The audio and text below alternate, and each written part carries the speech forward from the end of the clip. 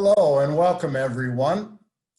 My name is Clay Nessler, the interim president of the Alliance to Save Energy, and I am pleased to be your moderator for the first half of today's exciting webinar. This webinar is called A Solution Set for Complex Challenges, Clean Energy and Climate, COVID-19 and Economic Recovery. The webinar hosts are the Business Council for Sustainable Energy and the EE Global Alliance, and I'm honored to be the moderator for the first half. This is also an affiliated event with Climate Week New York City. Huge congratulations to the Climate Group for organizing such a robust virtual Climate Week this year with so many terrific related events. We are proud to be a part of it and proud to include the Climate Group CEO Helen Clarkson as one of our speakers during the first session of this webinar. Just a few words about how the webinar is going to run. The first half of the webinar, about 45 minutes, is being hosted by the EE Global Alliance and the AOB Group, which are the two organizations that co-sponsor the International EE Magazine. And this session of the webinar will serve as the launch event for the EE Magazine special edition on energy efficiency and the economic recovery. The second session is hosted by the Business Council for Sustainable Energy. During that 45-minute session, a panel of clean energy executives will discuss how we can tackle the trio of challenges posed by COVID-19, economic recession, and climate change through the deployment of clean energy technologies, policies, and finance. So let's get started with the first session of the webinar, the EE Magazine launch event. And first, let's hear from our EE Magazine co-hosts. First up is Hafid Boudaleb, Business Research Manager at AOB Group. Over to you, Hafid. Thank you, Clay, and thank you everyone, the authors and the attendees to this webinar. A special thanks to the City of New York and the Climate Group for hosting this Climate Week. I am today very excited to be jointly launching, along with the Energy Efficiency Global Alliance, this special digital issue of the magazine during this Climate Week. I would like to praise the considerable work of Laura Van Veer and Rebecca Price from the Energy Efficiency Global Alliance.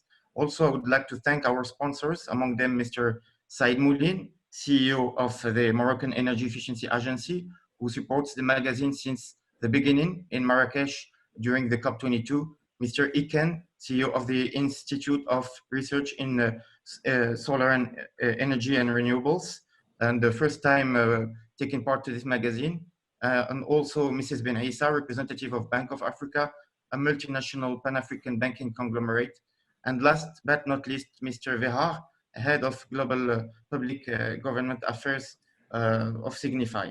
A special thank to Benoit Lebeau, who played a key role in promoting this magazine since 2016, as IPIC was the former partner of the magazine. And on behalf of AOB Group, I am very proud to kick off this launch event for the special edition of this Energy Efficiency magazine, focusing on this edition on energy efficiency crucial role in global economic recovery, with plenty of hyperlinks and a clickable table of contents. Now let me turn this over to Laura Van Veer McGrory from the EEGA to talk a little about this issue of the magazine.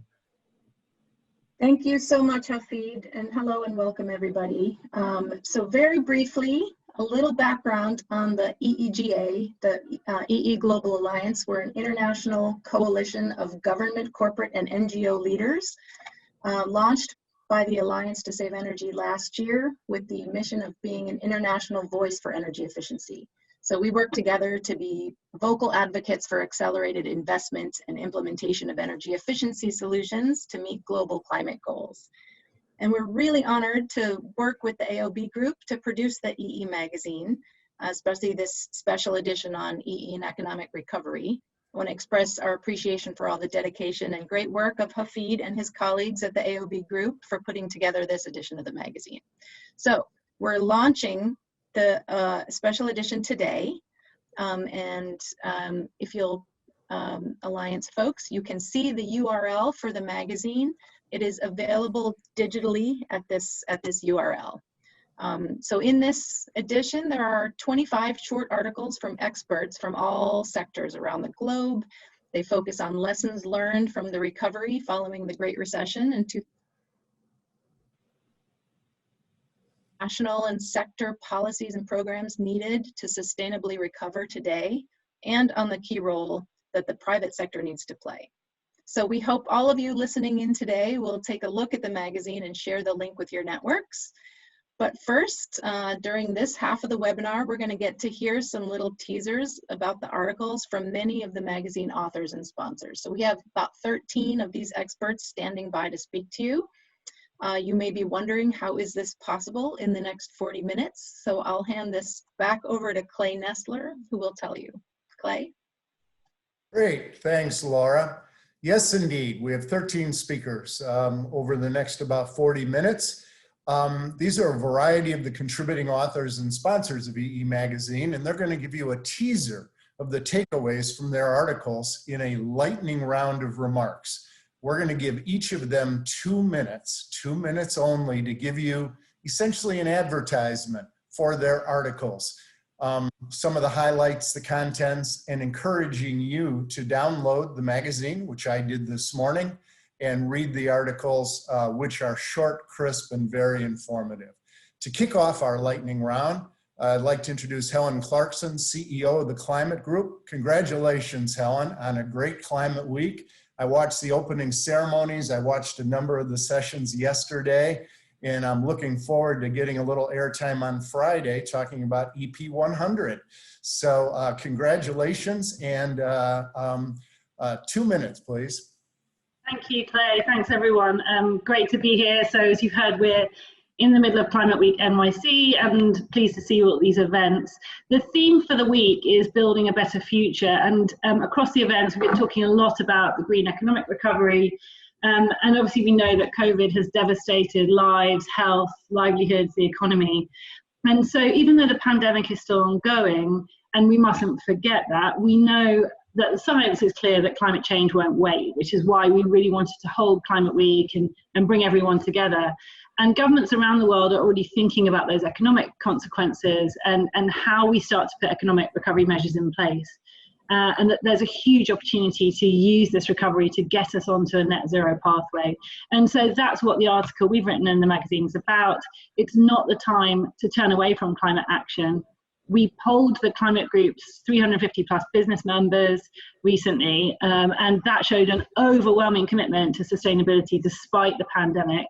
And of the private sector professionals we surveyed, 97% said that their long-term sustainability strategy remains unchanged.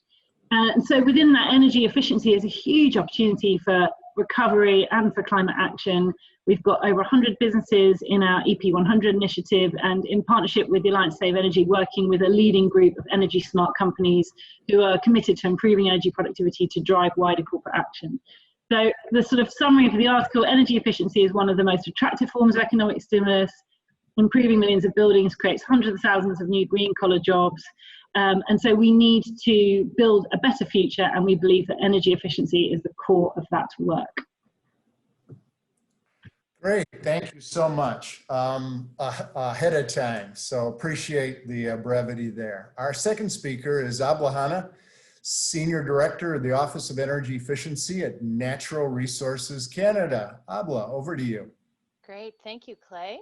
I am thrilled to be here today, and I'm especially excited because our Minister Seamus O'Regan, contributed an article to the edition.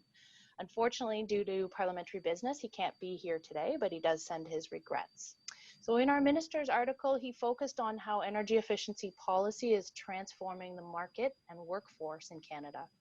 Canada already has a vibrant energy efficiency sector.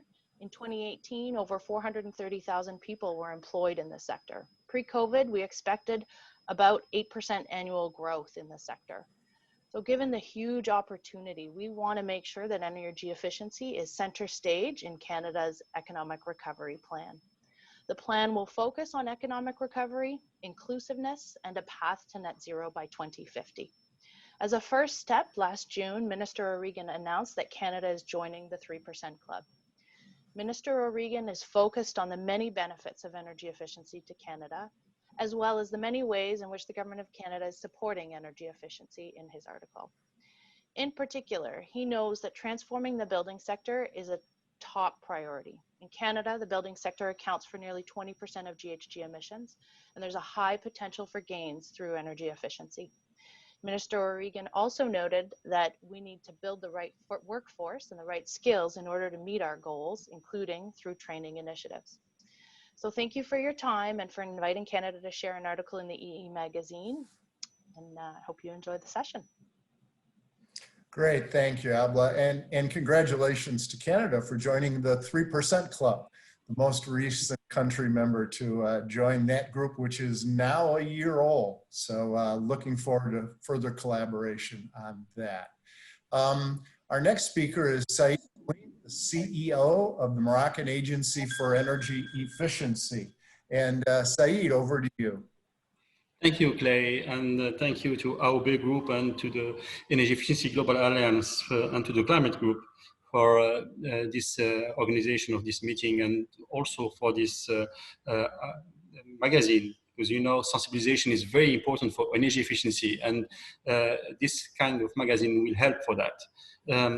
Thank you also for organizing this during this COVID, because we believe that the recovery should go more and more green.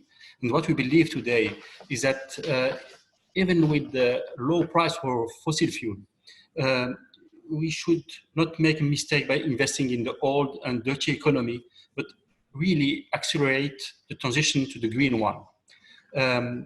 AME is the Moroccan Agency for Energy Efficiency. We have other institutions. As I mentioned, we have a huge political will in the country.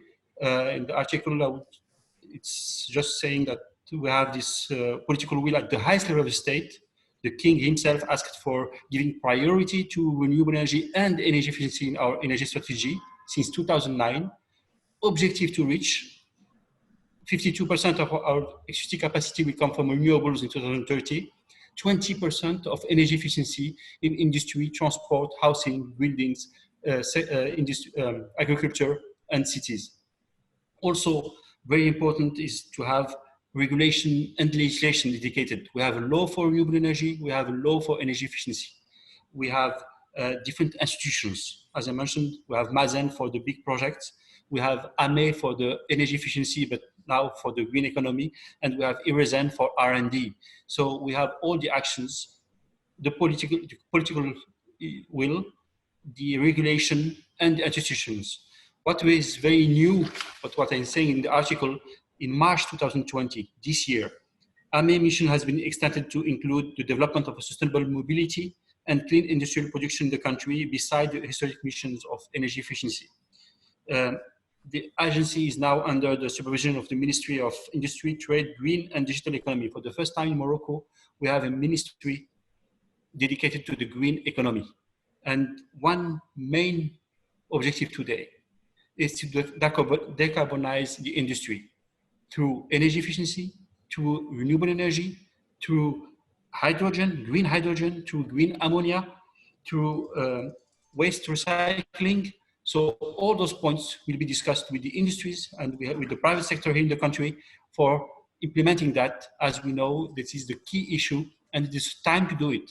Time to do it, because we believe we can accelerate the transition through this and all the reforms in this context today. Thank you. Great, thank you, Saeed. And I remember attending the COP 4 years ago in Morocco, and thank you.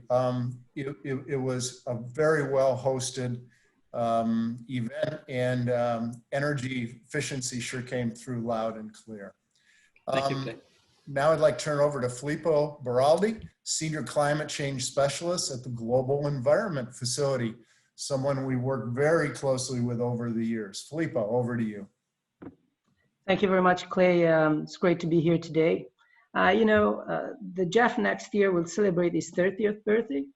And looking back at his long and rich history, we've got plenty of examples to support the common sense understanding that good policy drive investment in energy efficiency. And so GEF project helped create a path for stronger building codes, for energy efficiency labeling programs, and supported the establishment of ESCO ecosystems. However, I'm going to argue today that we need a global refresh of such policies. And not because they didn't work, but rather because COVID and the latest science on climate change are now asking us to move much quicker than we've ever been. So on the bright side, as the magazine I think shows very well, the current economic slowdown is not only a problem, but also an opportunity. It's an opportunity to attract and redirect public attention and most importantly, resources, where environmental and economic objectives overlap. And this is especially true for energy efficiency, where no other area really has the same potential to create jobs in the short and medium term while promoting environmental objectives. So what do we need to do? In our article, we argue that first, we need to initiate a global refresh for energy efficiency policies to align them with COVID necessities and Paris Agreement objectives. And regulatory frameworks need a measure that includes self-reinforcing and evolving ratchets, standards and targets that are updated on regular basis and locked in funding for enforcement. Second, international development institutions and financial institutions like ours need to work together with the private sector to support developing countries to finance implementation of new policies. And then finally, we need to provide credible investment of pipelines and roadmaps so that donors can mobilize additional resources to attract the private sector. Thank you. Thank you, Filippo. And a personal thanks to the Jeff for funding the energy efficiency accelerators over the years. A number of the leaders from the energy efficiency accelerators and Sustainable Energy for All are participating on today's webinar, both in the first and the second session. And you made a great contribution to the acceleration of energy efficiency around the world. Next, I'd like to introduce a good friend, Benoit Lebeau, former executive director of IPEC, and now devoting all his attention to the French Ministry of the Environment. Benoit, over to you, sir. Thank you, Claire, and good afternoon, good morning, everyone. Take a cohort of 150 randomly selected citizens from all backgrounds and all age groups. Ask them to shape a strategy to reduce the greenhouse gas emission of their country by 40% between now and 2030. As ordinary citizens, they have only basic knowledge of climate change. In order for them to shape a pathway, allow them to access, to learn all they want to know about climate change, the causes, the consequence, the reality. This is exactly what was organized in France over the past semester. The process was called the Climate Citizen Convention. Over a period of 10 weekends, this group of 150 citizens got together. They conducted interviews and received lectures from numerous physicists, climate change specialists, policymakers, economists, representatives of civil society. They then decided by themselves the best way to mitigate greenhouse gas emission. The result? A robust set of outstanding proposals to reduce greenhouse gas emission. The priority? Reduce absolute energy demand through energy efficiency in all sectors of the economy. The energy efficiency proposals are highly progressive, going way beyond what the usual energy efficiency partners recommend. The main lessons of this unique societal experiment, climate change like energy efficiency, is about knowledge sharing. To give energy efficiency a chance, educate, train, and build capacity. Then energy efficiency will be decided and proved and implemented. Thanks, Benoit. It's hard for me to think of a more enthusiastic advocate for energy efficiency on a global scale. Thank you so much. Next up is Corey Diamond, Executive Director of Efficiency Canada. Corey. Thanks, Clay. So, like everywhere else on the planet, Canada is simultaneously managing the twin health and economic crises created by COVID-19. And as we continue to work hard to contain the second wave, we're also thinking long and hard about the future we want to build. And Abla touched on this a little bit, that there's some parliamentary business today. It's called the Speech from the Throne. Essentially, the federal government will be laying out its next set of priorities as it opens a new parliament. And as the national voice for an energy efficient economy, we've been advocating for energy efficiency to be a key component of that economic recovery. And there's many reasons for it, but one of them is obviously the massive job creation potential. Now, all of us human beings, we use stories to take in information better, way better than stats. So I'm going to tell you a story. And the story is about Shauna Henderson, who works in the energy efficiency sector in Halifax, Nova Scotia, here in Canada. She's worked in it since 1991. And in 2001, she decided as a single mother to start training people in energy efficiency and related construction fields. She drove herself around and her kids in the backseat all around her home province until she eventually decided to package all this together and take it online. She launched her company, Blue House Energy, in 2012. Now she's got 6 full-time staff. She employs a few dozen contractors, administrators, people in creative fields, all of this to help out and help people save money and save energy. So we call this in Canada, the energy efficiency sector, we call it our human energy. So if you're looking for the face of the economic recovery, look no further than people like Shauna Henderson or the thousands of small businesses who do this work. And you know, you may even know some of these people. Heck, maybe your Aunt Mary runs an insulation company in your town and helps people seal up their homes as we enter into the fall. So, you know, what we like to say is don't ask us about economic recovery. Go ask Shauna Henderson or go ask your Aunt Mary. Thanks very much. Thank you, and thanks for putting a face and a name to energy efficiency and job loss. At its peak, over 400,000 energy efficiency workers in the United States were unemployed. And I think it really makes sense to think about the human and personal impacts of this. Our next speaker is Kofi Agyako, Director of Renewable Energy, Energy Efficiency, and Climate Change for the Ghana Energy Commission. Great welcome. Look forward to your remarks. Thank you, Clay, and good afternoon from Accra, Ghana to everybody. The COVID-19 pandemic has presented both challenges and opportunities. For the challenges we know, but opportunities are hidden behind the pandemic clouds. And that is what the article seeks to uncover. Energy efficiency is a new way of power generation. It has enormous potential now than ever before. Very importantly, access could be expanded without additional generation capacity. Energy efficiency will make it possible for off-grid communities to enjoy modern technologies and make them an integral part of national development. Those of us in the developing world, our development agenda has been lopsided. It's always in the big cities to the detriment of the rural folks. But I think this is an opportunity for the rural folks to be brought on board to also do what they can contribute to national development. We need to recover and recover fast. And to be able to recover, we need not to lose sight of these 3 pillars: leadership, attitudinal change, and getting down to action. Governments and policymakers should show the way. They should take the bull by the horn and launch deep into energy efficiency activities.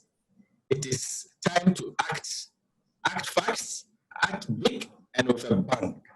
Citizenry should recognize the dawn of the new era and call for attitudinal change in energy consumption. Nations should move swiftly into action. Things do not happen, but they are caused to happen. Changing the business as usual and setting ambitious targets call for a radical approach, because the bigger they come, the harder they fall. We either embrace energy efficiency as a recovery resource or continue to lick our wounds. Good afternoon and thank you. Thank you very much. And thanks for Ghana's leadership in the United Nations on clean energy and energy efficiency. It's much appreciated by all, sir.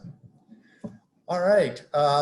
Another good friend, Dan Hamza, the non-executive director of the Kigali Cooling Efficiency Program. Dan, over to you.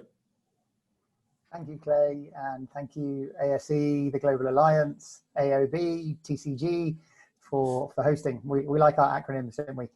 So my message and the title of the article is Stay Cool and Get to Zero. Stay cool because the planet is warming at an alarming rate and we need to keep our heads and focus and deliver. And get to zero because we need maximum ambition in greenhouse gas emissions reductions. Staying cool physically, which is typically through air conditioners and refrigerators, amounts to approximately 7% of global greenhouse gas emissions. That's with F gases and the energy that's used, and around 10% of all electricity production, 20% of all electricity in buildings. So it is a huge energy efficiency challenge. Cooling is also a challenge for the SDGs, in particular for health and for productivity. So just think about the amount of cooling that's gone into your food. It's come from the field into a cold storage hub. It's probably gone in a refrigerated truck. It's gone to a warehouse, pack house, probably into another refrigerated truck, to the supermarket at the back, into a cold storage hub, then out to the front in one of those refrigerators. You get it out, you come and pick it up, you take it home, you put it in your fridge. Whoa, okay. There's a lot of cooling. So 2 plugs from me today in the time I have allocated. I'll still do it, Clay, don't worry. The first is on this theme of food. We are pleased to have launched today, using this venue to announce a report with our colleagues at the Carbon Trust on cold chains for food, particularly looking at the role that we in philanthropy can play. So please have a look, www.k-cep.org. And then secondly, of course, please have a look at the article, Stay Cool and Get to Zero, in the awesome Energy Efficiency magazine. The article gives the bigger picture, so it's beyond food, it's about cooling for people, space cooling, mobile cooling, and really sets out the avoid, shift, improve, protect approach that we're advocating as the way to achieve more energy efficient, climate friendly cooling for all. Thank you. Dan, really appreciate it. Next up is Celia Martinez. She's the technical coordinator for UNEP's District Energy and Cities Initiative, one of the energy efficiency accelerators. Celia, over to you. Thank you very much, Clay. It's a pleasure to be here today. Heating and cooling accounts for 50% of total energy demand from buildings globally. And this demand is mainly met through fossil fuels, making the sector an important contributor to greenhouse gas emissions and air pollution in cities. And particularly worrying are the growing emissions from the cooling sector, as Dan was mentioning actually, which are the result of an increasing demand for space cooling, expected to be tripled by 2050. And as mentioned in the cooling report recently launched by UNEP and IEA, we need an urgent transition to high efficient and low carbon cooling solutions, and district cooling is one of them. While there may be difficulties for district heating and cooling projects in the current context due to economic uncertainty and tighter budgets, there are also plenty of opportunities. For example, district energy systems create high quality local jobs, help cities and countries retain wealth by using local resources and reducing energy bills for heating and cooling by up to 50% through energy efficiency. These projects require expert planning, forward-looking municipal officials, and strong coordination and upfront development costs. And the United Nations Environment Programme brings this tailored support to cities around the world, together with our partners through the District Energy in Cities initiative. And as a result, we're actually seeing how countries like India or Chile are incorporating district heating and cooling into their national strategies to tackle air pollution and climate change. In a post-COVID world, UNEP and its partners will continue working with all stakeholders to accelerate the green recovery by facilitating the decarbonization of the heating and cooling sector through district energy. You will find more information on this work in the Energy Efficiency magazine. Thank you very much and enjoy the rest of the session. Great, thanks, Celia. It's a great pleasure working with UNEP in so many different areas. So thank you for your contributions today. Next up is Monica Frazzoni. She's the president of the European Alliance to Save Energy and a great colleague. Monica, over to you. Thank you very much. And I'm also very glad to have this occasion. Congratulations on the magazine. I think it's important that we have such a dedicated publication of global remit. I think that is really too cool. In terms of what's going on and what I think it's going to be a challenge, not only for Europe, but globally, what keeps us very busy these times is to try to make sure that all the amazing amount of public money that is going into the post-COVID recovery is actually well spent, and that energy efficiency, notably in building, transport and industry, which are also the most challenging parts in terms of climate change mitigation and adaptation, are really very prominent in these funds. This is because we don't want to repeat the mistakes that the European Union made during the crisis in 2008 with this lemma austerity, austerity, austerity. And I think that now that we do have the understanding that we have to deal with climate and that climate has to do with COVID, energy efficiency, and as I said, above all, the readaptation and the refurbishing of buildings is certainly one of the biggest game changer for us. This, and somebody already said it, is also an industry that creates jobs and it is visible, because we need that public leads by example and that drives really the effort to reduce climate change effects and also to go out from the crisis. So I think that these combined challenges, at least in Europe, have to do with the money to be spent, but also with the renewal of the targets to reduce emission that will be by now, the Commission proposed to go from 40 to 55% by 2030, and the even bigger challenge to be a neutral, an emission neutral, CO2 neutral continent by 2050. So I think that if we manage to orientate investment and regulation in the good direction, we will make it, and this is good news, not only for us, but also for the whole world. Great, thanks. That's great. I love the idea of down with austerity and up with prosperity, and energy efficiency is the key. I'm going to write that one down. All right, let's go now to Amal Bennesa, Sustainable Finance Manager at the Bank of Africa, the BMCE Group. Amal. Good afternoon, Clay and everyone. It's a pleasure to be here. First of all, congratulations for the publication of this first magazine dedicated exclusively to energy efficiency. I'm indeed representing the standpoint of a Pan-African commercial bank with Moroccan roots that's based in Casablanca here, and that's a recognized pioneer in sustainable finance, because in 2015, we essentially co-created the sustainable energy financing market with the launch or the first being the first partner of MORSEF, which stands for Morocco Sustainable Energy Financing Facility.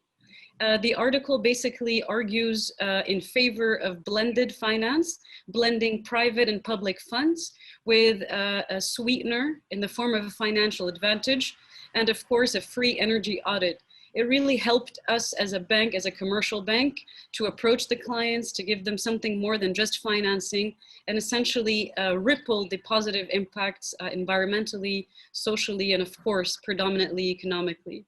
So that's kind of the key angle with which we contributed this article. We also take a moment to look back at the trajectory, the historic engagement of the group in sustainability and sustainable finance.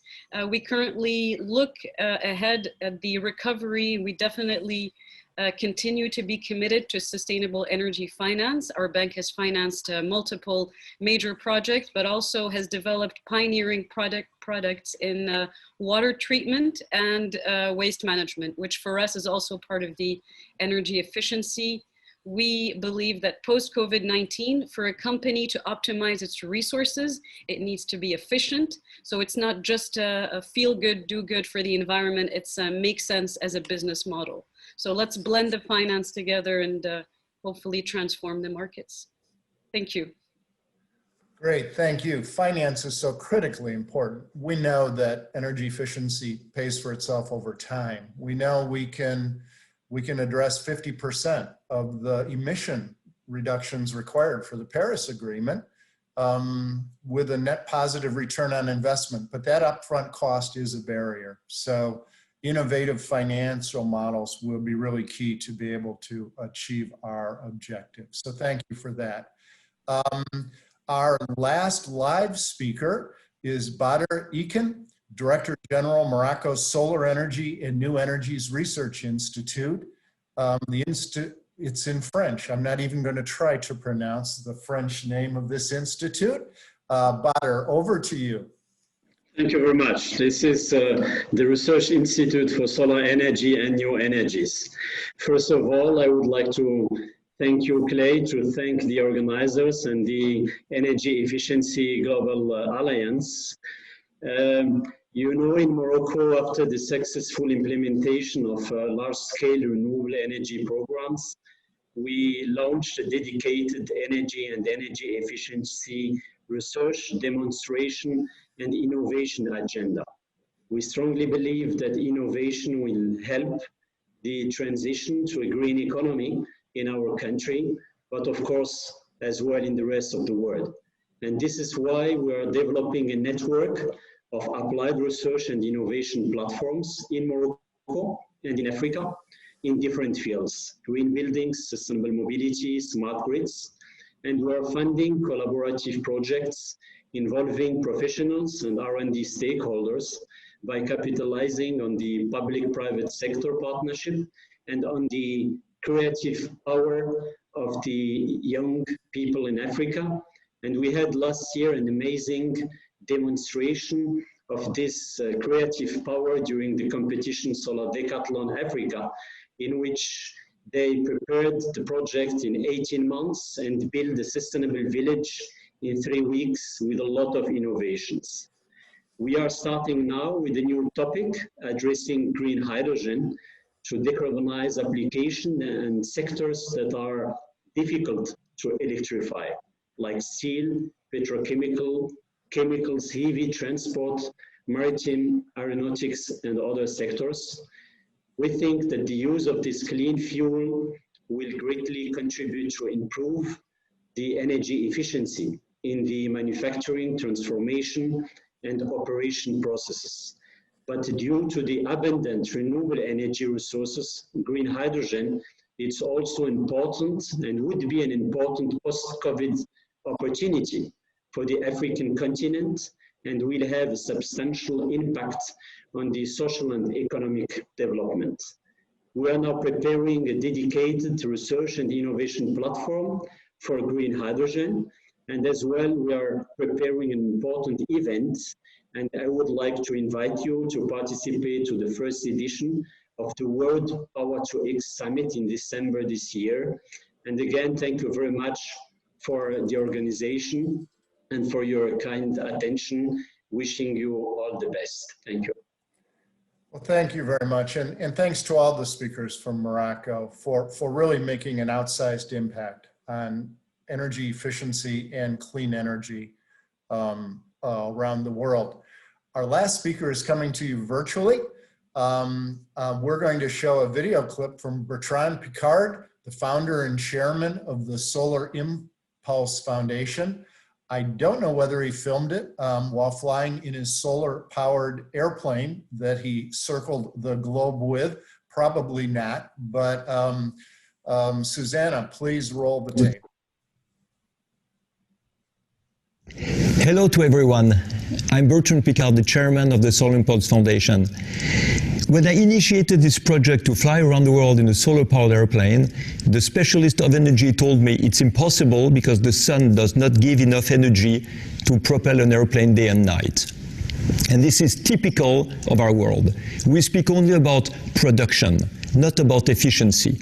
And if we have been able to fly around the world with solar impulse, it's because our airplane was the most energy efficient airplane in the world. This is something we have to keep in mind with the COVID crisis. Before this crisis, our world was a world of waste. We were wasting between 50 and 75% of the energy we produce, the food we produce, the natural resources we extract.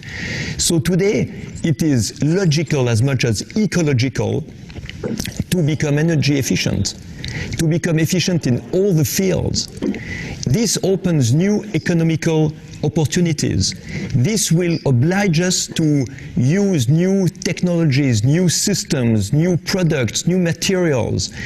It will oblige us to reuse what we were wasting before.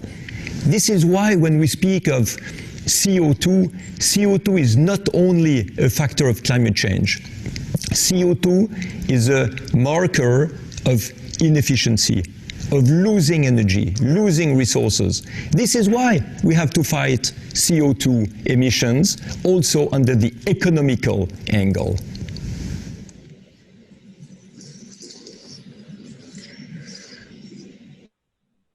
Okay, that was great. How inspirational for our, as a great close to our panel today. We are right on the 45-minute mark. We all know, participating in this webinar, that energy efficiency is reliable, it's persistent, and it has a great impact. Just like our speakers on the first panel today. We managed to fit 13 speakers in 45 minutes to the button. I'd like to thank our distinguished speakers for both their contributions on the webinar today, as well as their thought leadership in the EE magazine. Please download the EE magazine and peruse those. I remember sitting at many COPs during an off time with a coffee in the middle of a giant hall, flipping through the magazine and really being impressed by how much is going on around the world in energy efficiency. So at this point, it's my great pleasure to turn it over to Lisa Jacobson, the president of the Business Council for Sustainable Energy, to kick off the second half of our program today. Be safe, be healthy, everyone. Thank you so much, Clay, and good morning, good afternoon. My name again is Lisa Jacobson. I'm the president of the Business Council for Sustainable Energy. I would like to thank EE Global Alliance for co-hosting this event with the Business Council. I obviously am thrilled that we can be a part of Climate Week together, just fulfilling a long history of collaboration. And I also want to commend all the speakers on the first part of our meeting today. What a fantastic, and it truly was a lightning round of insight. And we had a tour from the top energy efficiency experts from around the globe. So I'm very proud to also be a contributor to the EE magazine this year. And I focused my article on economic recovery issues. So this panel today really elevates some of the issues we tried to get across in our submission. I'd like to introduce the Business Council for Sustainable Energy to all of you. We are a trade association representing energy efficiency, natural gas, and renewable energy sectors, primarily in the United States. Our mission is to advocate for policies that expand markets for the deployment of clean energy technology solutions. When our coalition looks at climate change, as it has done for nearly 30 years, we see an imperative need for action underscored by the science. And that action includes both mitigation and resilience, and action by the public and private sectors. In this second segment of this webinar, we will continue the exploration of how energy efficiency and clean energy solutions can be the solution set to the complex challenges facing us today. The impacts of climate change, the COVID-19 pandemic and its impacts on our economy, and the need to address social and racial justice issues. This panel will look at how the private sector, in partnership with the public sector, can answer these calls to action and get our economies on the right track for low carbon, sustainable growth. These are big challenges, but I'm optimistic. I know we have the solutions that can get us going in the right direction, and I really look forward to hearing the perspectives of our panelists today on these topics. To introduce our panelists to you, and I'd ask them each to wave in turn as I introduce them. Please welcome Greg Hale. Greg is the Senior Advisor for Energy Efficiency, Markets and Finance at the New York State Energy Research and Development Authority. Next, Rasha Hassanin. She is the Vice President of Innovation and Product Management Excellence at Trane Technologies. She also is the Executive Director of Trane Technologies Center for Healthy and Efficient Spaces. Next, Steve Kokoda. He is the Executive Director of the International Copper Association, where he develops and maintains relationships with organizations external to the copper industry, including the Business Council for Sustainable Energy and the Alliance to Save Energy, and other intergovernmental organizations. Next, Mark Lessons. Mark serves as the Director of Regulatory and Environmental Affairs at Johnson Controls, where he helps lead the company's sustainability strategies. And last but certainly not least, Harry Verhaar. Harry is the Head of Global Public and Government Affairs and Vice President at Signify, and he has over 20 years of experience in the lighting industry. We're so pleased to have all of you. Thank you so much for your time and sharing your thoughts today. I would like to invite our audience to submit questions. We hope we'll have time for one or two towards the end of the program, so please go into the Q&A portal and put your question in. Thank you. So to get us started, I'm going to turn to Greg Hale first. Just to get us oriented, Greg, as both local and national governments, organizations like the Framework Convention on Climate Change have been articulating long-term 2050 goals for carbon reduction. What do you think are the essential components that we need to put that in place? You know, when I think about the areas of workforce development, supply chain management, policy support and incentives, you know, what do you think is essential to get us on that pathway? Thanks, Lisa. And hello, everybody. So I think before you get into the technical, the first ingredient is the political will. And I think you need that will from your executive leadership and your legislature. You know, fortunately in New York, we have that with Governor Cuomo really taking a keen interest in clean energy and the legislature supporting that with a really far-reaching climate act that they passed last year.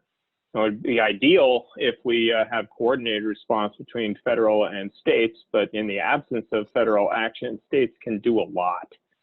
I'd say the second ingredient, and you touched on it in your intro, is we have to pay attention to social justice and equity as we are transitioning to the clean energy economy and relieve historical burdens on disadvantaged communities. And the climate legislation in New York does just that. It requires that a floor of 35%, but a target of 40% of all the benefits of our state spending on this clean energy transition go to disadvantaged communities. I think that's critical. So the climate legislation also does a number of things. I think these are really helpful to help the our agencies move. And so it codifies long-term targets, 40% greenhouse gas reduction in 2030, 85% by 2050 with offsets for the other 15%, but then also specific targets for various technologies, including energy efficiency, obviously very important, but also offshore wind, solar PV, storage. All of these things help move the ball along. So in terms of the technologies, the specific sectors, we have to get at buildings, energy generation transmission, the grid, transportation, industry, agriculture, and you need separate approaches to each of these sectors. the key is, for buildings, which is where I work, is decarbonizing the grid and electrifying buildings. But as much as you can, leave in optionality for very difficult to electrify buildings, potentially to use hydrogen and other renewable fuels. So we are developing roadmaps in the building sector for decarbonizing and electrifying projects. And I guess I'll end, got to move on, but cost reduction is so critical here. There will be capital needed to make this transition. We must leverage markets and the private sector, and government needs to do what it can to reduce costs. And that's not really going to get very far if you're just talking about throwing incentives at upfront costs. Incentives can be used, they're important, but they're not the end of the game, and they need to show a path to reduction and market stability. So you need to figure out ways to reduce costs through soft costs, demand generation, information collection, dissemination, procurement policies by the government, lead by example, R&D funding targeted toward those technologies that we need to move the most.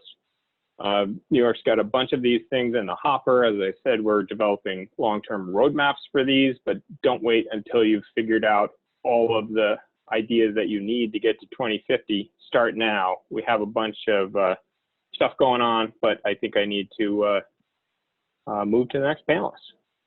Well, that was really fascinating. I mean, I think you raised a really good point about, you know, the benefits, but the limitations in the long term for just straight up incentives. You have to build the market, and that's a very big challenge.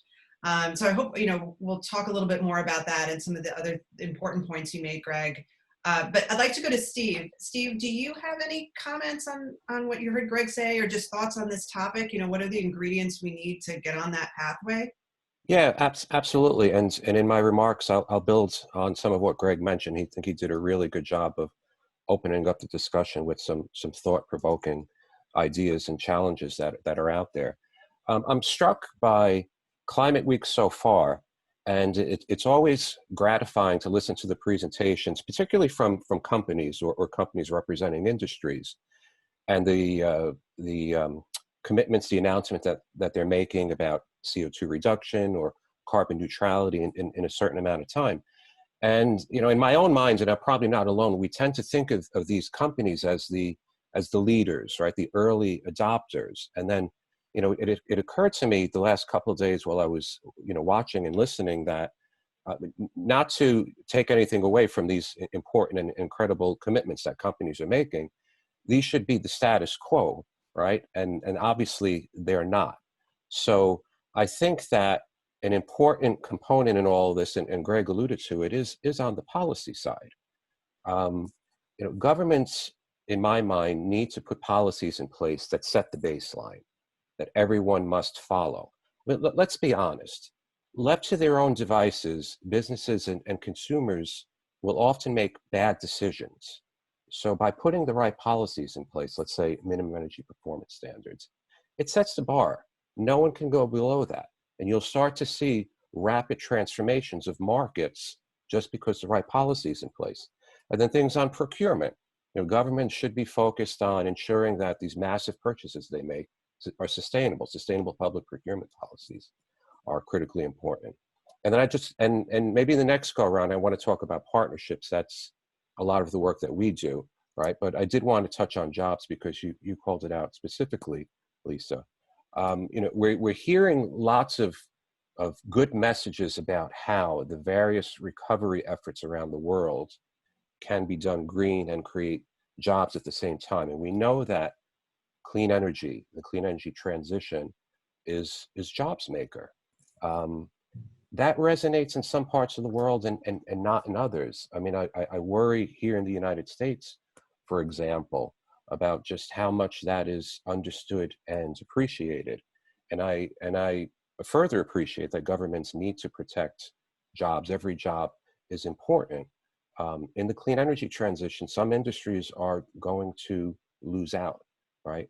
So governments need to, I think, get specific on how they manage those transitions in an equitable way for the people in their countries, and that the jobs are made available. But then I think there's a role for, you know, people on this panel who bring experience and expertise and the ability to work with governments to show them specifically how you can make that a reality.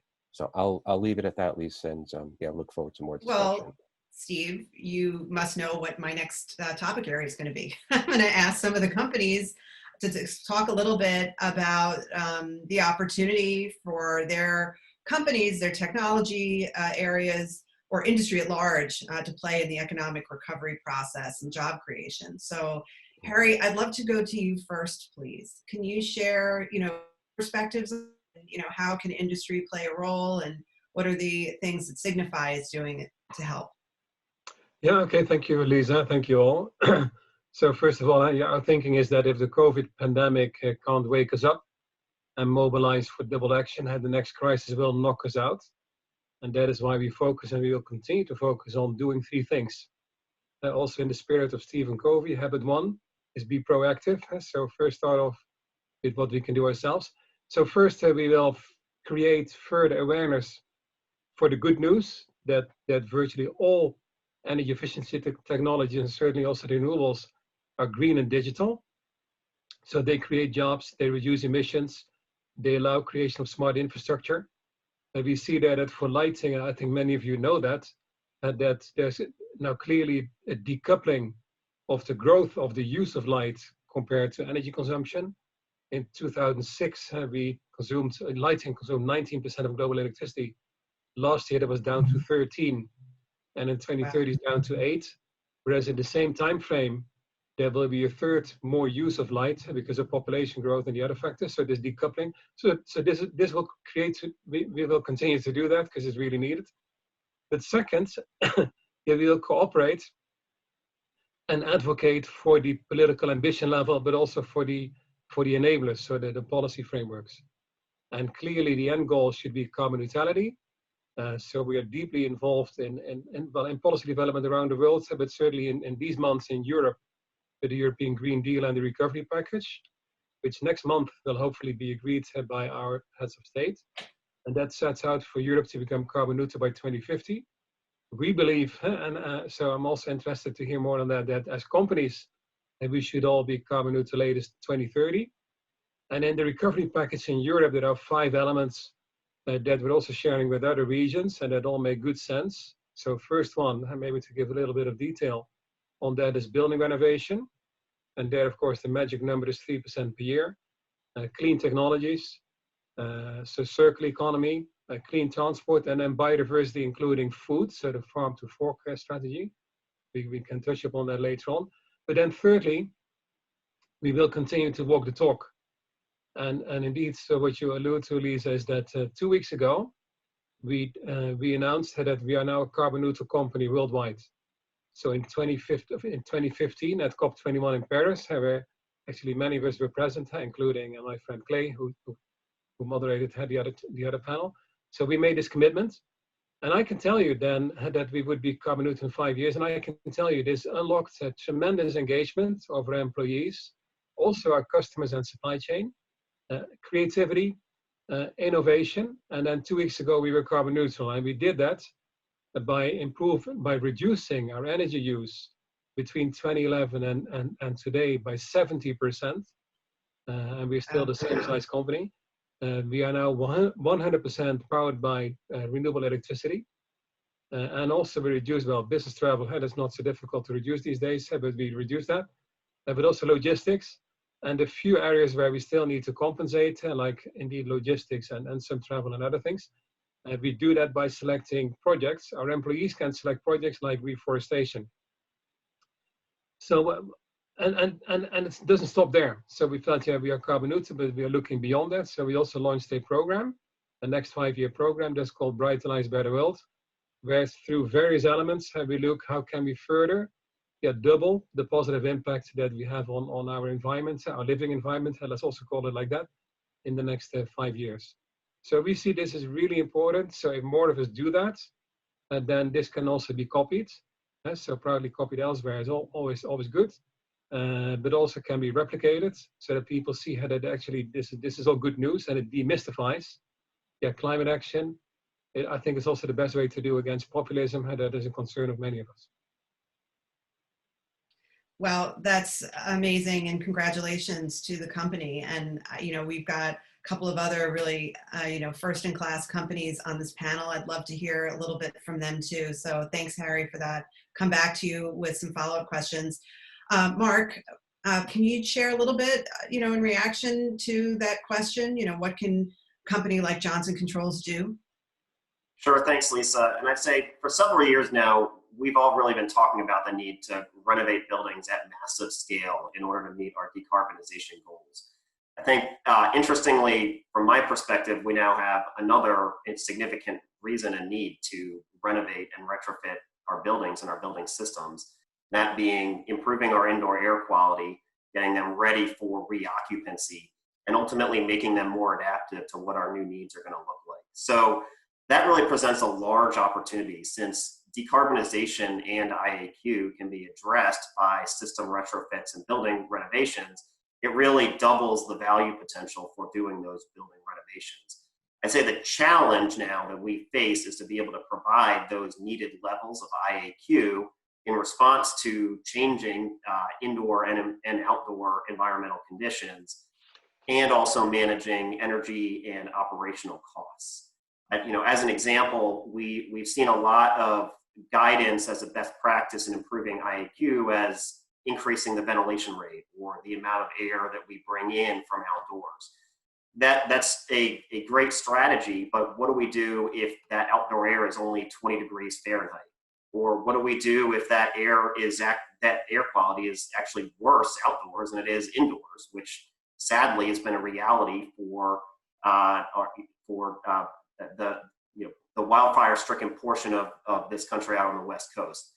I'd say there's a wide range of strategies that we have at our disposal for improving IAQ, and the two most important things from my perspective is those systems need to be optimized to meet our changing IAQ needs as efficiently as possible, as well as flexible in order to keep up with and address changing demands that we're going to see from the occupants inside of the building. So this is where we really see a huge potential for economic activity and job growth, and that's treating these buildings and our built environment as infrastructure and making all the necessary investments to improving them and making them more sustainable and more resilient for the world that we're going to return to. Thanks, Mark.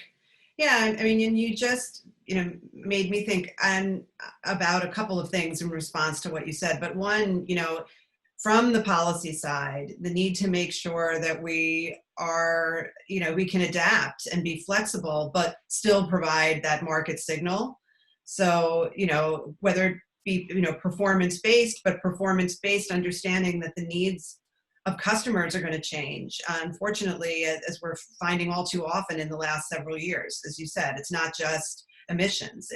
There are other threats and circumstances that are going to change, and things that we can't foresee now. I think that's the point.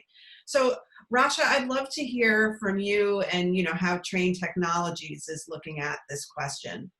Sure. And I love everything that my fellow panelists have talked about up until this point, and I'd love to build on that a little bit. When we look at economic recovery, we kind of look at it in three kind of big buckets. The first is continuing to enable people to be productive at home. The second is really allowing people to then eventually get back to work, get back to school, and begin to produce at previous levels. And we do that by looking at how do we make indoor environments as healthy as possible without compromising energy efficiency and sustainability. The other big element that was talked about in the previous panel is we're also pretty critical to the food and pharma cold chains and the ability to continue. And we saw this early in the pandemic where we had these massive food shortages because somewhere along the cold chain was broken or there was an infection. And so really being a core part of the food and health value system really it is a kind of a heavy lift for us, but it's what we do as an industry, right? If we as an industry don't step up and do this, who can? We've been working in this area for a lot of years, And a lot of the companies in our industry have been building this capability. And now with the current pandemic coming to the forefront, we're starting to see the market respond. And so we have to be ready to really meet those demands with expertise. So supporting people at home is really important. We talked about lighting. We talked about bending the curve on lighting. That's a portion of indoor environmental quality. Thermal comfort is important. Indoor air quality is important. Acoustics and noise is important. These are all critical parts of creating the right indoor environment for the use. As people's use of homes shift from primarily sleeping to now going from 50% of their time to 80% of their time at home, and now they got to work and they got to learn and they got to sleep. That whole environment has to shift to support them. So we have to be there to do that, but we can't continue to do that with escalating energy and energy tax. It's the same thing around buildings and schools, right? We're starting to see an increased awareness. We have studies going back decades on how indoor environments enable productivity, enable learning, and we're just now starting to see the market respond to that with the pandemic. So our key here is making sure that awareness and resiliency stays beyond the pandemic, so we don't lose sight of the importance of both energy efficiency and indoor environmental quality. And I would say the piece that's talked about the least, we talk a lot about the built environment, the piece that's talked about the least is public transit. I mean, let's be clear, a sustainable world can't exist without a solid public transit system in the built environment, especially in dense urban environments, right? We need to be in a position where people can take public transit, can take group transit, that everyone's not using their own car. And, you know, we were already seeing in heavily populated areas, up to 50% of people take public transit every day. And if that's not safe, if that space is not healthy, and we've got a strong role to play in public transit as well. And the interesting thing about public transit is the minute that is compromised, it's the most vulnerable members of the society that are hit the hardest. Because those of us that are affluent can take cars, but those of us who aren't are stuck. And then it sort of exacerbates the situation. So we really have to think through all of the spaces that people reside in, how we make sure those spaces are absolutely as healthy as possible, and how do we then do that by balancing energy efficiency. And we think about that, and we know that both climate and health are the public goods. There's a deadweight loss in the market. Policy is so critical to that. And so making sure that the market continues to understand, policymakers have all the science, all the facts that are needed to make the right decisions so that we continue our focus on indoor environmental quality well beyond the pandemic, without losing sight of the fact that we have to do it without compromising our carbon footprint, without compromising energy efficiency. And that's going to require innovation. It's going to require partnerships. No one company can do it alone. And that's really where I think the key is, whether it's partnerships among technology partners, academics, NGOs, between competitors, public-private partnerships. Those are the types of partnerships that have to be in place in order for us to really move the needle on this. And I think this pandemic is really making that clear, and it's a very acute example of how we need to do that. I'd like to go to Greg and just see if you have any immediate reactions to that. I mean, again, because you laid out at the beginning a suite of initiatives that New York State is doing. I mean, now on top of all of, multiple years of getting ready and working through and getting those policies enacted, we have the COVID pandemic, right? And we always knew that resilience was multifaceted. But now the marketplace has to price, a different set of resilience measures on top of what we were thinking about conventionally, like flooding or other events related to physical or, cyber resilience issues. Now we have, the whole challenge with buildings in a different level. It's not just energy efficiency and reducing emissions and making them comfortable. We have, additional issues. How do you think about new partnerships that can help price that dynamic set of factors? Well, I think one thing that we must do, we've had a lot of conversation about indoor air quality, we need to recognize that sometimes these solutions are going at cross purposes.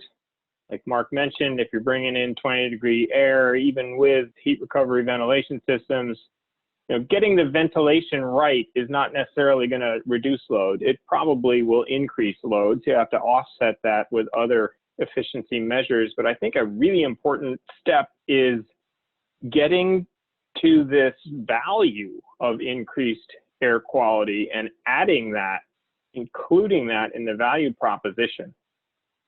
That's easy to say, really hard to do. How do you quantify it? We're working on a bunch of different feasibility studies, but the goal would be here, and this has a big equity component as well, is that by doing comprehensive projects that improve the health and safety of residents, let's talk about multifamily buildings for a minute, you're reducing the stress on your healthcare system.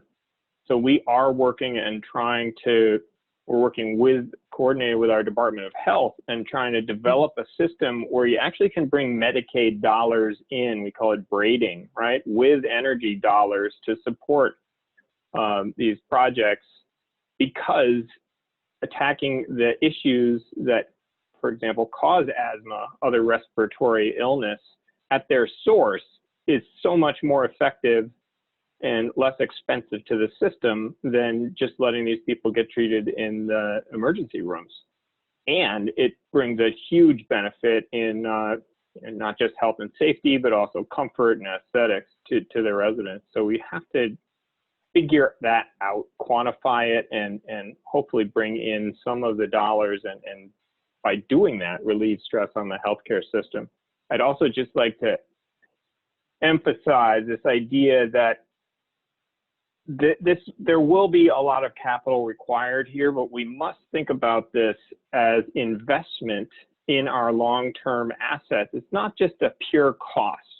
Like when we had to shut down the economy for COVID, that was a cost. There's no benefit coming from that other than helping us avoid worse problems from COVID. But when we're investing in our assets, those are the most important assets that a state has.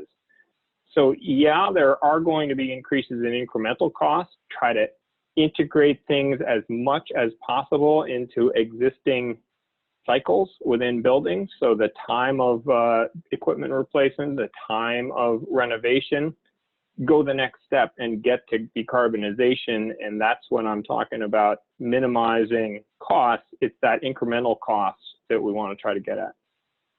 Thank you. Yeah, I'd like to see, I'm going to go to Steve and to Harry. I'll start with Steve. Do you have some, kind of examples of public-private partnerships? They may not be getting exactly at the situation we were just talking about, but I think we can learn when we are thinking about real examples of partnerships. Any you'd like to share? Yeah, no, absolutely. And Rasha had spoken about partnerships in her remarks. I'm glad that she did. It really is critical to all of this. I mean, think about the Paris Agreement and countries making these big overall commitments to say we're going to, reduce our CO2 emissions by whatever percentage by what year. Okay, that's the very top of the pyramid. How do you turn that into action? And this really is new ground for the countries, right? But they don't have to do this on their own. There are partnerships out there that live and breathe this work and know how to create programs that affect real change. The 3% Club is focused on getting the world on a path towards an annual rate of improvement in energy efficiency by 3%. Embedded within that are the Sustainable Energy for All energy efficiency accelerators. The International Copper Association and UNEP lead the work that's on appliances and industrial equipment. Harry leads the work on the lighting side, and we work closely together, right? So with partnerships like this, we can go and sit down with the ministries in the country and say, these are the areas where you should be focusing. We have the data that shows if you do this, if you do A, B, and C, this is how much you're going to reduce your CO2 emissions. And this is also how much economic development you're going to create, because as Greg had said, we're talking about investments here in the clean energy transition and not cost. So let's, as he had said, let's get that mindset put in place, right? But you know, this idea of partnerships and a realization among governments, among NGOs, among the private sector, that if we go at this alone, it's just not going to work, or it's not going to happen fast enough, right? So let's all get together and let's do it together and do it through partnerships. Thank you. Harry, any comments you'd like to make on public-private partnerships? Yes, so certainly. I would say there are different types of partnerships. I think we see that. And they're really important because nobody can do this alone. So we have partnerships on concrete projects, so where we partner with the city and with the bank, and that jointly we create and we design and finance a project. We have partnerships on advocacy, like many of you, but also on concrete initiatives, like with the World Green Building Council. There's a partnership on jointly moving to net zero carbon buildings, or with the climate group, so the RE100 and the EV100 program, so where we actually move faster by moving together. So a bit different than the African proverb, you can move faster if you go together, and certainly further. But also on technology development. So with lighting becoming digital, we also now work with a lot of the large IT companies in creating the backbone of the IoT. So because those digital technologies can allow us to maximize carbon reduction, but also to maximize the real benefits that people seek. They want more comfortable living environments. They want a more productive workplace. They want to have more safer cities. So I think those different types of partnerships are the ones that come immediately to mind. Thank you. You know, well, let me first just ask Mark, do you have any comments on the partnership question? You know, maybe I'll just add from a public-private partnership perspective in the actual deployment of projects that we've seen. I'd really encourage us to look at some of the models that are already in place that could really start to pull through some of the needed improvements in buildings and you know, both reduce energy costs and save, you know, a guaranteed amount of money. And that's looking at things like performance contracts. I think we can leverage energy savings performance contracts and other types of public-private partnership mechanisms. You know, if we can deploy those at a wider scale, and you know, we can really start to leverage a substantial amount of private sector dollars with public sector dollars, and then get at guaranteed returns on things like energy savings, carbon emissions, while also providing and stacking those benefits that are going to be necessary for reopening and reconfiguring our buildings for a more sustainable future. Good. I just want to make sure, you know, I don't know, Mark, can you tell me, can you still see me? Something happened on my screen. Yeah. Okay. All right. So then I'm just gonna keep going. So, you know, I wanted to go back to the question of resilience, and, you know, and I did look through, I was looking, what got me off the current view was I was looking at some of the questions, and some of the questions that were brought up in the previous panel, and ones that I think are relevant for us, you know, address resilience and how do we value resilience, and how do we, you know, integrate these different factors. And I know that we discussed it a little bit, but Mark, when you mentioned energy savings performance contracting, you know, I know that there has been this movement from customers to integrate resilience. And, you know, there have been some successful projects where that's been done. You know, there still are some challenges with that valuation, but are there lessons to be learned, or any experiences from energy savings performance contracting or other mechanisms to provide that clear, you know, value for resilience? And then can it be adapted to address some of these new and evolving needs that building owners will have? And I'll start with you, Mark, but I'm going to open this up to everybody, because I believe Greg and Rasha and Harry, you know, everybody, Steve, everyone will have something to say. Yeah, I think that's a really that's a great question and a difficult one to answer. I think that that the reality is, I think, you know, from my perspective, you touched on the key points here, Lisa, which is that the more that we can, the more data inputs we can can bring into how we justify these projects, and that means valuing the avoided costs that come with, you know, a disaster or a pandemic, or you know, we need more data input here in order to figure out exactly what those costs are, and if we can do that, we can continue to look at the solutions that we can offer and how they reduce those risks, and ultimately, you know, to the extent to the extent possible, put a dollar figure on that. But I think it's gonna require, you know, from my perspective, a bit more experience and expertise in understanding what those risks are and how to offset them financially.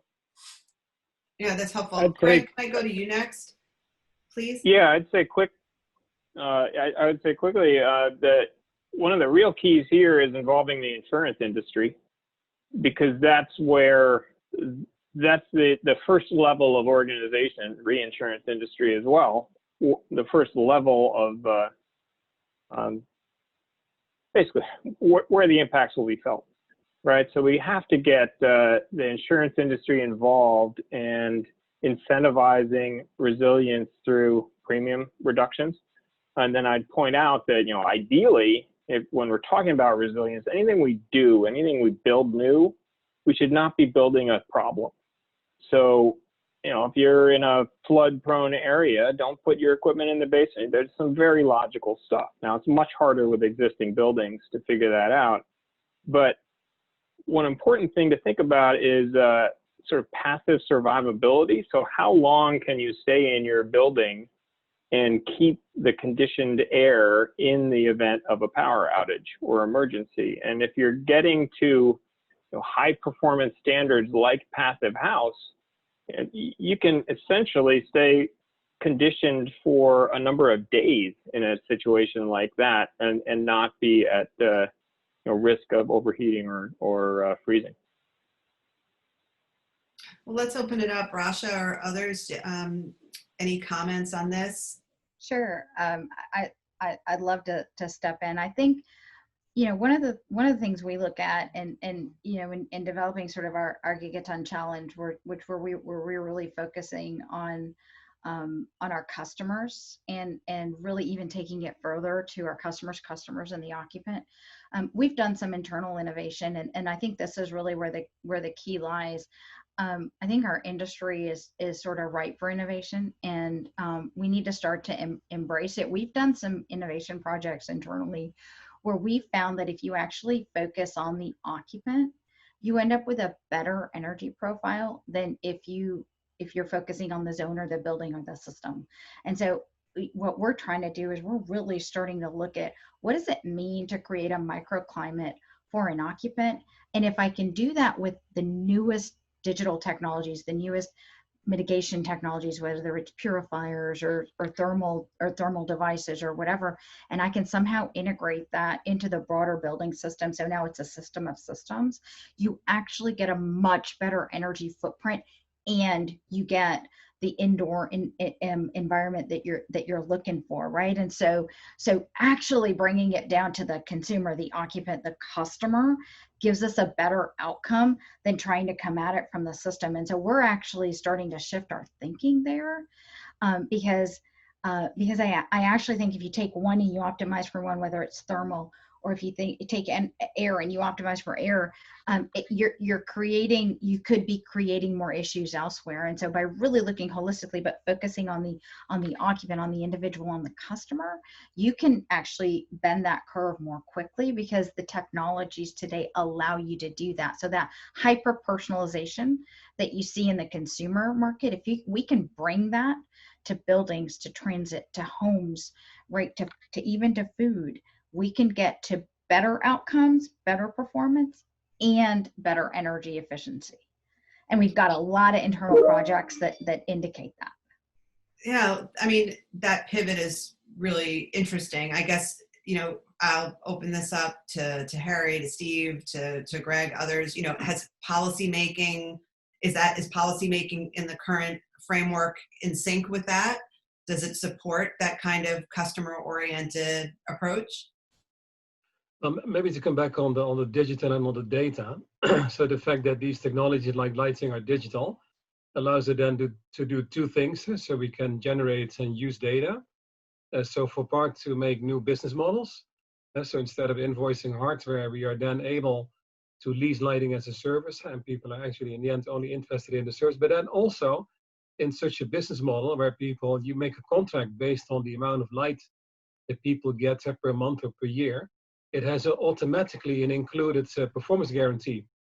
And because it's digital, how you measure how long it burns, how much energy it uses, et cetera, et cetera. So I think the business model is one important thing. And secondly, it also greatly helps data with making a building smart, but also helping people get safer, get back to the new normal. And so we are now feeling that we are more efficient because we're losing commuting time, but we're also social species. And you see part of the public unrest or the discomfort with COVID is they want to go back to school. People, most of them want to go back to the office, or indeed socialize, or go to the cinema, go to the restaurant. So that means that also those buildings, we not only need to make them efficient and carbon neutral, but also safer places. And the fact that in our case with lighting, we can then detect if people are around. We've actually installed now in our headquarters UVC air cleaning. So that can automatically clean the air, but also it can monitor how people traffic through the office, identify and reduce hotspots, so reduce the risk of infection, if somebody would be ill.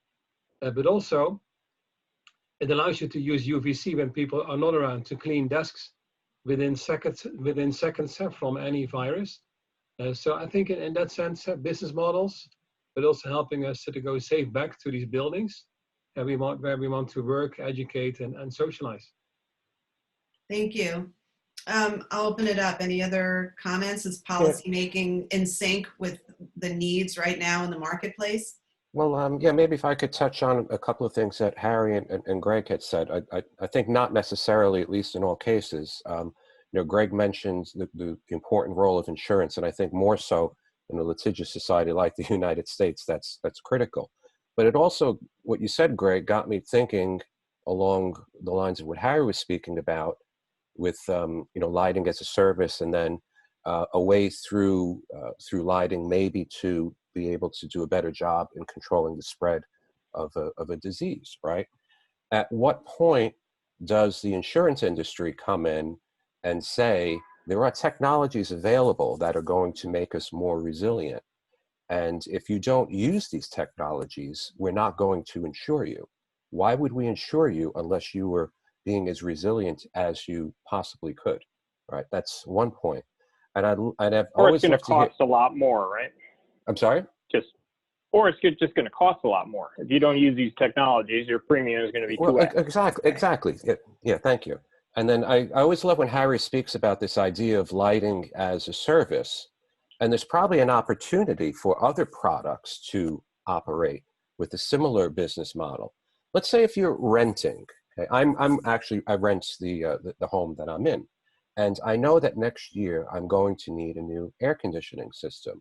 What is going to incentivize my landlord to put in the absolute most efficient aircon system he can when I pay the utility bills and he doesn't, right? So is there some way to build a system where we all see benefit? And maybe it is what Harry is saying. Maybe he's not owning the aircon system. Maybe he's leasing it somehow, and there's a business model that makes it the most efficient it can be, and that works for him and works for me. So I love this kind of cross-fertilization of ideas that we invariably get in these kinds of discussions. So anyway, I'll stop there. I know we're running out of time. Thanks. Yeah, we have 1 minute left, and because I opened it up, does anyone have a very short comment on this before we close? Okay, well, I would say that okay, go ahead. Just really quick, I would say that policy can help this individualization by making it so that the end user of spaces has control over their heating and cooling and is the party responsible for paying for their usage. And that will have a major behavioral impact without doing anything else. people will use less if they're paying for it. So there are lots of places where that's not the case. They're not aligned, and it doesn't answer all of the split incentive questions that Steve just brought up, but it's a step in the right direction. Well, thank you. And thanks to all our panelists. Again, I want to thank our co-host, the Energy Efficiency Global Alliance. I'd like to thank the AOB group and panelists and the viewers. Just to let you know, a recording of this event will be made available on our website. And we hope you enjoy the special edition of EE Magazine. So with this, I'm going to sign off. And again, thanks everybody for the excellent conversation.